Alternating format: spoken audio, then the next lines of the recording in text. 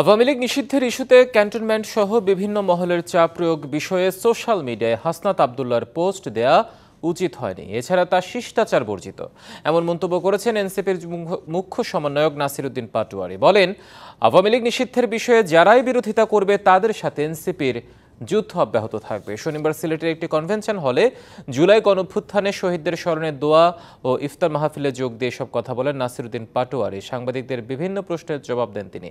এদিকে ইফতারের আগ মুহূর্তে বক্তব্য দেওয়াকে কেন্দ্র করে দুই পক্ষের হাতাহাতির ঘটনা ঘটে। ইফতার শেষে দলটির বিক্ষুব্ধ কিছু নেতাকর্মী হলের বাইরে এসে বিক্ষোভ মিছিল করে।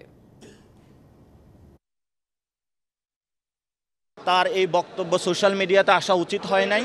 আমরা মনে করি এটা শিষ্টাচার বর্জিত একটি স্ট্যাটাস হয়েছে এবং রাষ্ট্রের ফাংশনারির জায়গা আমরা দেখেছি যে ক্যান্টনমেন্টের বিভিন্ন ব্যক্তিবর্গ রাজনৈতিক জায়গায় হস্তক্ষেপ করছেন। আমরা এই ধরনের হস্তক্ষেপ কাম্য নয় আমাদের কাছে। আওয়ামী লীগকে নিষিদ্ধকরণ এবং তাদের নিবন্ধন মার্কা আদর্শ এগুলা বন্ধকরণ প্রক্রিয়ায় বাধা দিবে, তাদের সাথে আমাদের যুদ্ধটা এবং লড়াইটা হবে। উৎসবের খুশি হবে নগদে বেশি, কারণ ঘন্টায় ঘন্টায় আছে গিফট জেতার সুযোগ।